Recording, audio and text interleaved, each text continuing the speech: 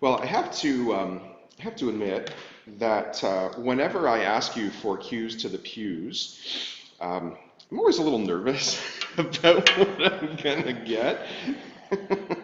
Last year in particular, I thought, oh boy, I hope nobody asks me about transgender stuff because I just don't feel prepared to talk about that in a good and meaningful way.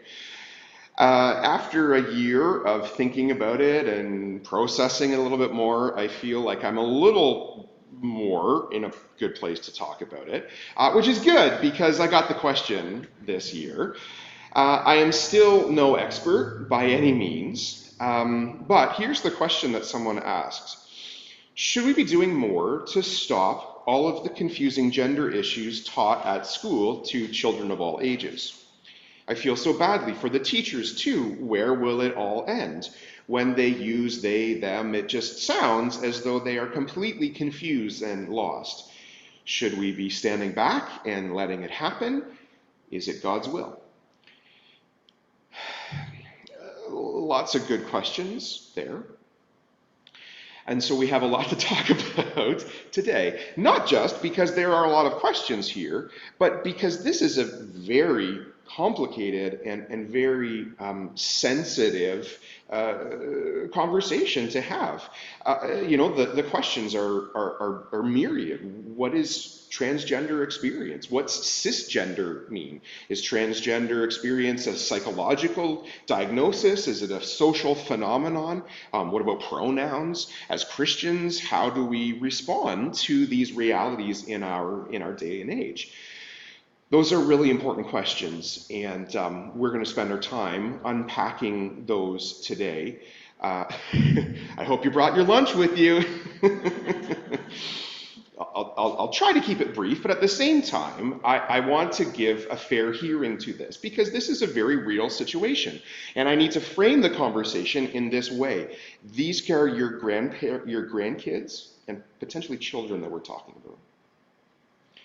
Chances are good that at some point you're gonna have at least one of you will have someone in your family, a grandchild, come up and say, Grandma, I know you're used to me being a boy, but I need you to think of me as a girl now, because that's what I am. I want to prepare you to be able to respond to that with truth and with grace, recognizing that these are precious lives that we are handling, and they need to be handled gently and lovingly and with great care. Susan Zudima, who came here on behalf of Why Not to talk about supportive housing for youth pregnancies.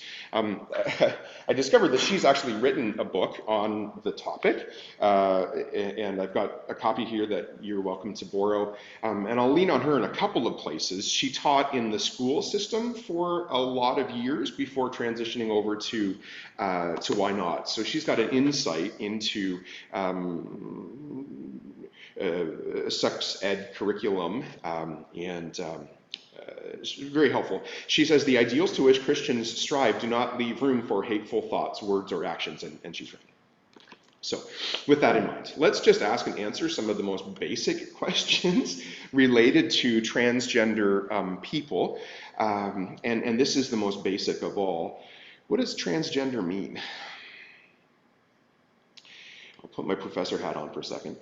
To answer that, we need to talk about two very, very important concepts, sex and gender. Okay? So get these in your head, sex, gender. Scientifically speaking, sex is the objective biological features that a person is born with. So their chromosomes, right? XX for male, XX for female, XY for male. Their genes, their reproductive organs. That's an objective fact. No serious scientists contest that. Sex is your parts that you are born with. Gender, on the other hand, is the internal personal sense of being male or female, and how that shapes how you see the world, how you interact with the world, and how then other people interact with you. So sex has everything to do with what is physical. Gender has to do with psychological, social. Now, traditionally, sex and gender have been interconnected ideas. Right? If your sex is male, then your gender is man. If your sex is female, then your gender is woman. To quote the famous Arnold Schwarzenegger movie Kindergarten Cop, boys have a penis, girls have a vagina. You didn't expect to hear me say that today, did you? No. Watch Kindergarten Cop, it's pretty funny. So that's been assumed for many years. Recently, though, like 1950s, 1960s, transgender advocates began to argue that sex and gender are not, in fact, related, and that while you may be born with the sexual markers of a male person, your gender identity may, in fact, not be male. Susan Stryker, for example, argues that the sex of the body does not bear any necessary or predetermined relationship to the category, the social category, in which the person lives, or to the identity and subjective self of the person who lives in the world through that body. So this person says, there is no necessary and predetermined relationship between your objective sex and your socially conditioned experience of gender. The argument would go then that sex is something that you are born with, but what you live in the world is socially constructed. We build it ourselves out of the experiences that are available to us. We define our gender however we see fit. Now, for some people, that means saying that if you are born male, your sex is male, the gender may actually be female, and that's what you would call a transgender woman. On the other hand, some people are born with a male sex, but they will say, no, I identify as a female, and so that is female will say that they are male, that's a trans man. They would say that they are simply, they were assigned the wrong gender at birth. And so now, just because the doctor looked and said, oh, I've got a penis, doesn't mean that you're a man. They're then exercising their right to say, no, actually, I'm a woman. So that's transgender experience. The tip of the iceberg. Other people, though, will argue that male and female are inadequate for describing their experience of gender. And so this is where the terminology of non-binary comes in. So if you remember Caitlyn Jenner, Bruce Jenner won some Olympics medals and then announced to the world that she was in fact a woman, transgender, trans woman. However, you'll notice that still plays within the binary of male and female. There are others who will say, though, that just doesn't cut it, and that male to female isn't on or off. It's a spectrum that slides from one side to the other. And so this is where you will have people talk about being non-binary or being gender fluid, being able to go back and forth in their experience of maleness or femaleness. So to summarize all that I've just said, there's a test after, so you've got sex and you've got gender. Okay, you've got physical and internal, social, psychological. When those match, you have a cisgender person, C-I-S, cisgender person, like me. I am a cisgender person. If they don't match, though, you have a transgender person. Regardless of their physical sex, this person can define their own gender. And they can play by binary, male or female, or describe themselves on a spectrum, being non-binary or gender fluid or gender queer. Now, on top of that, you have the further reality of something called gender dysphoria. This is a psychological diagnosis, a legitimate psychological diagnosis in the DSM-5. That's the standard manual for mental health diagnoses. Gender dysphoria describes the feeling of distress, of incongruence between your sex and your gender. So a person can legitimately be diagnosed with the feeling and the distress coming from the feeling that they are a person living in the body of the opposite gender. That is a psychiatric diagnosis that some people have. It's not necessary, though, for you to call yourself trans. Now, I know that there are a lot of people who will hear that and say, well, that's silly. That's just baloney. But to be fair, I think we need to give people a fair hearing. Just because I haven't ever had an eating disorder, clearly, doesn't mean that anorexia is not real, right? We need to consider these things and give grace to people who are experiencing these things, because by the sounds of it, gender dysphoria is awful. A New York Times columnist says dysphoria feels like being unable to get warm no matter how many layers you put on. It feels like hunger without appetite. It feels like grief without having anything to grieve. Another person online says it's like an electric current in my body that causes my joints to ache, my stomach to turn, my hands to shake, nausea in the most severe moments. It feels like cramming two wrong puzzle pieces together.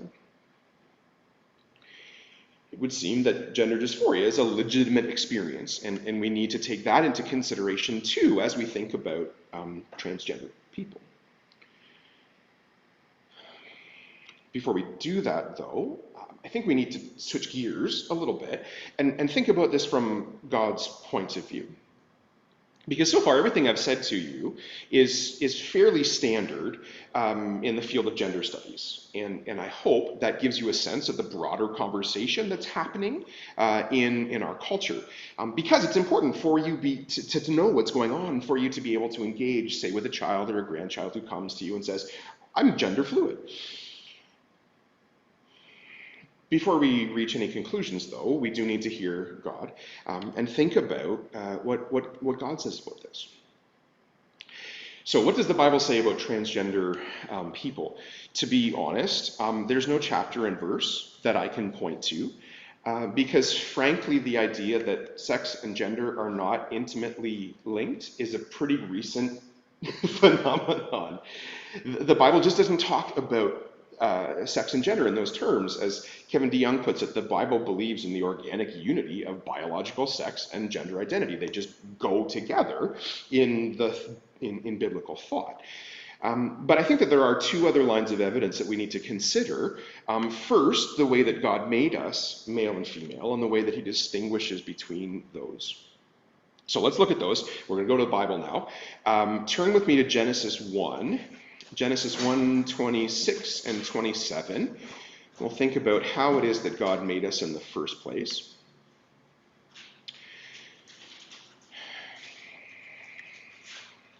So Genesis 1, verse 26, God says, let us make man in our image, in our likeness, and let them rule over the fish of the seas and the birds of the air. God gives us stewardship over his world. And having decided to make us in his image, verse 27, God created man in his own image, that is, humanity in his image. In the image of God, he created him. Male and female, he created them. When God decided to make representatives for himself here on earth, he made human beings. He made people who would reflect his character to the world, who would take care of all he created. But in doing that, God didn't just create one kind of sexually identical being. He made male and female. God made this binary sexual distinction between male and female. That's Genesis 1. Genesis 2 doubles down on it. God creates all the animals, and then he creates a man and says, verse 2:18, it's not good for man to be alone. I will make him a helper and a partner for him. So what does he create? He creates not another man, but a woman. From the very beginning, God created a binary distinction between man and woman.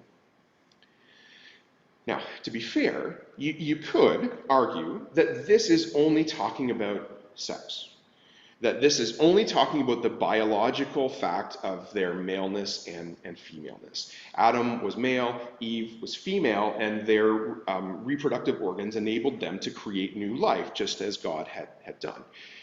There is no question that God created two sexes and only two sexes, but what about the question of gender here? That, I think, is where the other line of evidence comes in. There are a handful of places in the Bible where God calls us to not represent ourselves in ways that contrast with our sex, our physical sex. So Deuteronomy 22, if you turn to Deuteronomy 22, Deuteronomy 22, for example, says, a woman must not wear men's clothing, nor a man wear women's clothing. For the Lord your God detests anyone who does this. Stay there at Deuteronomy 22:5. I'm just going to give you two more verses, but don't turn to them. 1 Corinthians 6:9 talks negatively about malakoi, the Greek word that you would use to talk about effeminate men, specifically in the context of receiving in the sexual act, and people who dress and act like women, men who dress that way. And then a couple of chapters later, 1 Corinthians 11 establishes the idea that there are things that are appropriate for men to wear in worship and things that are appropriate for women to wear. Now, this, I think, is very interesting because it pushes us beyond the objective fact of sex and into the realm of gender identity. Because how we dress is all about gender. It's it's one of the ways that we express and thus experience gender in the world. So let's take Deuteronomy 22:5 as a case study. It says a woman should not wear men's clothing nor a man women's clothes. Okay, so just to take the first part. It says a woman should not wear men's clothes. Woman, in that sentence, is a marker of her sex, her physical, biological reality. Clothing, though, is a marker of gender, and that is socially constructed. We as a society agree together on what's appropriate for the male sex, what's appropriate for the female sex, and we just live with that in the back of our minds. 100 years ago, just to show you that clothing is socially constructed, 100 years ago, the women here would all be wearing dresses, right? And the men would all be wearing pants. It's not because pants are specifically male. It's because that culture deemed it appropriate for men to wear pants and women to wear dresses. I don't bat an eye, though, when Joyce walks in wearing pants, because our cultural convention says that that's fine, that it's okay for ladies to wear pants. It's just as appropriate for men and women to wear pants. It's a social construct. We use those social constructs to express our gender identities. Deuteronomy 22:5 then says, listen, if your sex marks you as female, don't take male gendered clothes and wear them because that expresses that you're a man.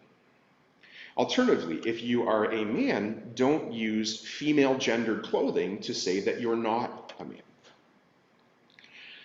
Genesis 1 and 2 say that God created male and female, not gender fluid, but one of two sex categories. Passages like Deuteronomy 22:5 suggest to me that we use socially constructed gender categories that are consistent with the sex that we are born with. And that, I think, is the main reason why choosing to be transgender is inconsistent with God's ways. It's expressing gender in a way that contradicts the way God made you at birth, and it claims that you are something that you are not.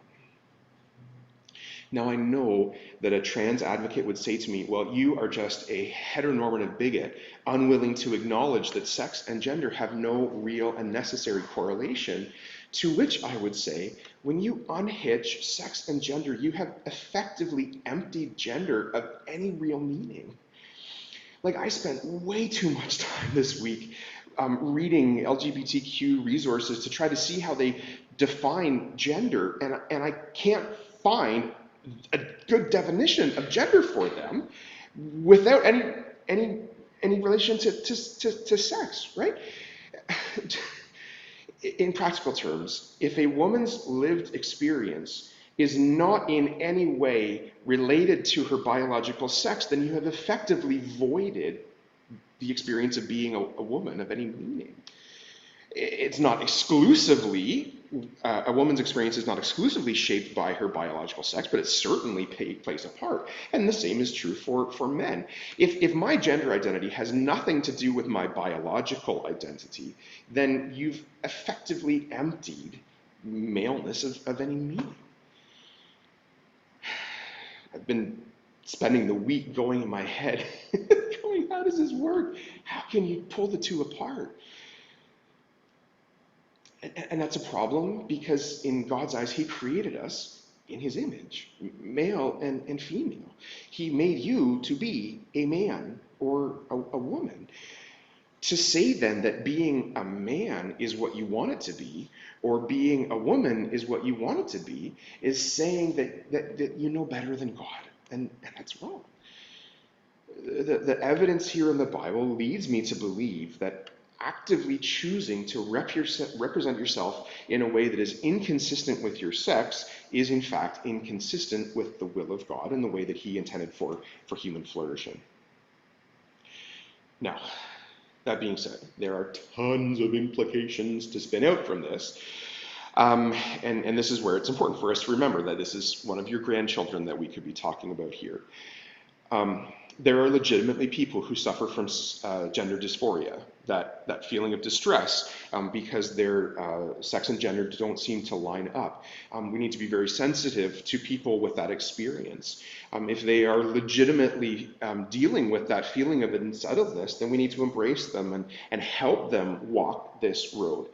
The statistics around LGBTQ suicide and trans experience are brutally high, staggering.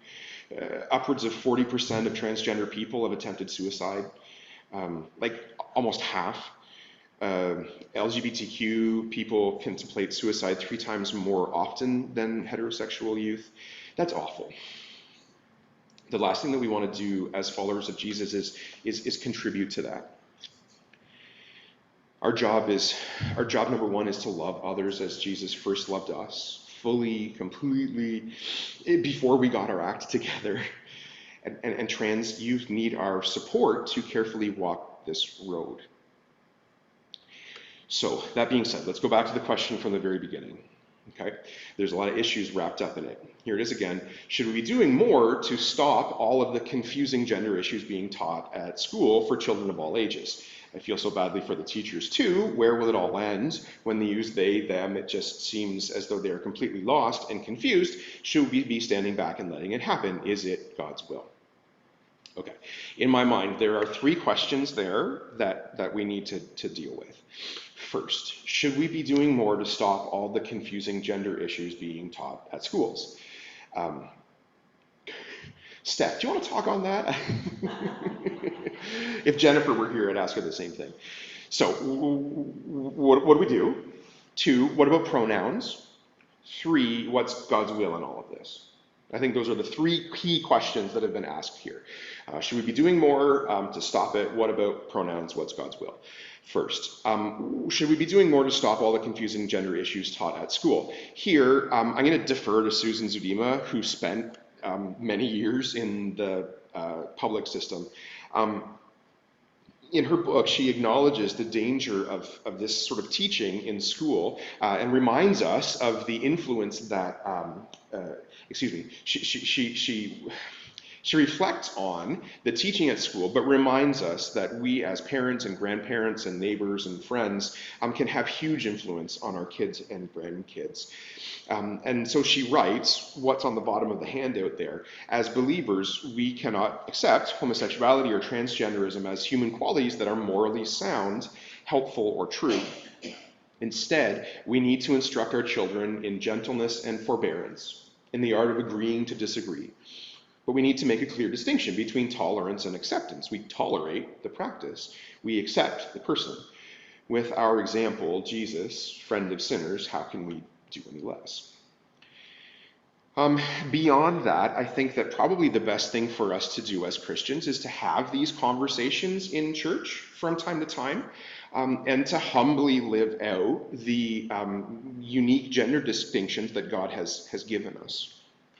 Now, that's not to say that we should live according to gender stereotypes, because not every man is going to love football and fast cars, and not every woman is going to love doilies and shopping.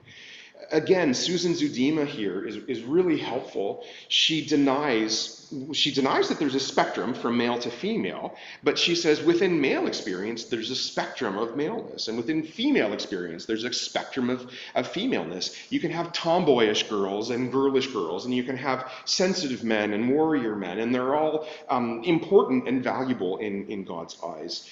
Susan says, the key message for parents to deliver is that their son can be himself and still be an excellent boy. Your daughter can be true to her interests and still be an incredible girl. Your children's interests or self-expression do not change their sexuality or gender. And I have to admit, I wonder if, to a degree, people are questioning their sexuality just because they don't line up with stereotypes associated with maleness and femaleness. Like, I'm not a manly man. I've felt incongruence on my part from time to time because I'm not overly handy around the house. But I don't think that should necessarily lead me to think that I might be a woman. I think it just means that I need to be the kind of man that God has made me to be. And you need to be the kind of man that God has made you to be, or a woman. I think that churches have a special responsibility here to not perpetuate gender stereotypes, but to instead humbly live with this knowledge that there are different kinds of men and there are different kinds of women, and that's okay and good. Because one of the things that really concerns me is what some researchers have called rapid onset gender dysphoria. So historically, the majority of trans people have been male, who have experienced dysphoria over a long time and then transitioned to female. Recently, though, there has been a switch in the trend, and there is this surge in teen girls who are out of nowhere experiencing questions about their gender, and like peer groups and social media seem to play a big part in that. To be fair, it may just be the growing acceptance of trans people, but like, man, the numbers are huge. Like 4,000 to 5,000% increase in female to male transitions over the last 10 years. 4,000 to 5,000%. And just anecdotally, there are so many stars and influencers who are coming out on Instagram or whatever and saying, I'm gender fluid. How can they not have an impact on our young people? As a church, we need to be a safe place where it is okay for people to work out all the confusing ways that the world is saying, and we need to love and support people along the way. What about pronouns? That's a tough one. There are two main streams of thought in churches like ours right now. The first would say that Christians are called to speak the truth in love, and to call someone by their pronouns that do not match their biological sex would be to perpetuate falsehood. So somebody like Denny Burke would say, I must never encourage or accommodate transgender fictions with my words. I have an obligation to expose them. For me, that means I can never refer to a biological male with pronouns that encourage him to think of himself as a female. That's one way of thinking about it. The other way is what I've seen called pronoun hospitality. The idea here is to meet people where they're at and to use their preferred pronouns as a way to build a bridge to them. There's a practicing Christian psychiatrist, Mark Yarhouse here. He says, using a person's pronouns is an act of respect. Even if we disagree, to let the person determine what they want to be called. If we can't grant them that, then it's going to be next to impossible to establish any sort of relationship with them. To be honest, I think this is a classic case of in essentials unity, in non-essentials liberty, and in all things charity. I get where both are coming from here. Um, Personally, I would just tend towards gender neutral pronouns and leave it at that. I mean, we already do that. We make use of gender pronouns in our world. Like when I say the LCW are meeting, I don't say they, female, are meeting. We just use the gender neutral pronoun they and move on. But that's my kind of position, and I'm not going to have a hard time with you if you go the other way. Most important, third, what's God's will in all of this? It's a good question.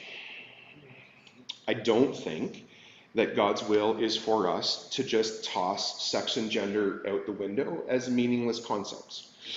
God made us female and male. He made us female and male for good reason, and it would not be smart for us to deviate from that. For that reason, I think it's important for us to hold to a traditional Genesis 1 and 2 defined view of human sexuality. That being said, I think, again, Preston Sprinkle, that's this guy, also a book you can borrow if you'd like. He says the Bible's primary invitation to every Christian is to not become more like a man or to become more like a woman. It's to become more like Jesus. And Jesus constantly and consistently acted with gracious, life-giving love towards confused people. Like, think about how he interacted with the woman in John 4 who went through husbands like Kleenexes. Or think about the tax collector who thought life's goal was to die with the most toys. Or think about the woman who was caught in adultery. Jesus embraced each of them where they were at, but loved them too much to leave them there. He helped them towards the truth that would set them free. We need to do the same. So in practical terms, I think Preston Sprinkle is right. When someone tells you they're trans and invites you into a relationship, the best thing that you can do is to ask them what they mean by trans. Don't interrogate, truly listen. Listen with the goal of understanding and loving the person who is willing to tell us their story. To listen is to love. And I really value Mark Yarhouse's insight as a practicing psychiatrist. He writes, especially to parents here, first, when teenagers are making decisions about gender expression, they are often still asking the question, do you love me? We want to make sure that they know that they are not. Second, your loved one may be managing their dysphoria by doing things like wearing their hair atypical of their sex or doing their nails or something, rather than managing the dysphoria, rather than intending to reject social norms or the specific teachings of a faith community. We have found it better to recognize those coping strategies for what they are, and before inviting a person to consider any alternatives. This is a question that will not go away. And I suspect that we will have this conversation many times over down the road. So I'm going to end here and say, if you want to talk about this, let's talk. In all that we do, though, may we be a community that holds to the truth and loves people with the utter grace of God. Let's pray together.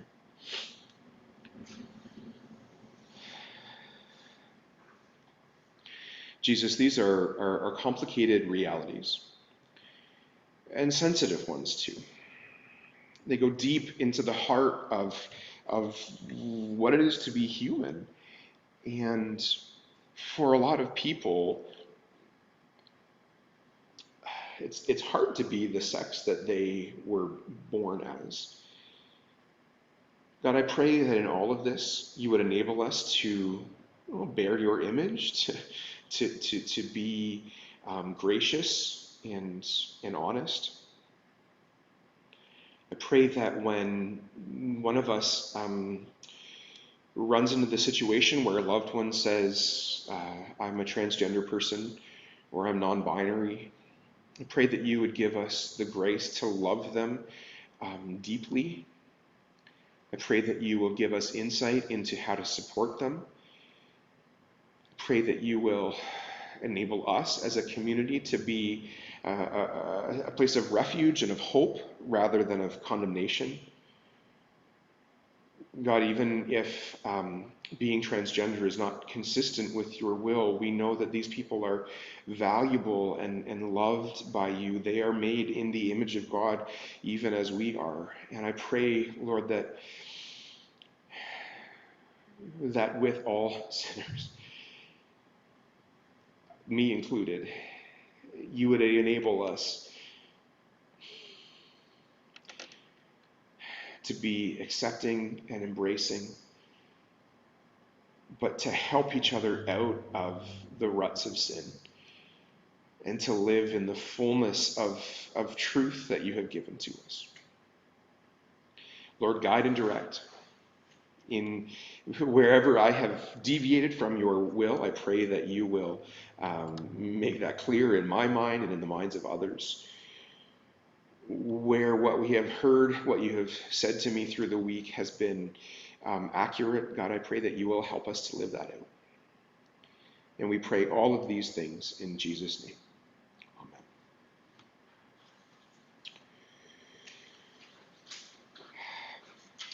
As usual, I do post these videos on YouTube, and I also post the manuscripts. And this manuscript has more than 20 footnotes because there's some stuff you just can't say in the sermon, but there are a lot of details here and a lot of other resources, so that if you're interested in diving into this more, there are these books that are available to you. My manuscript will be online if you want to go back over it and look at it again.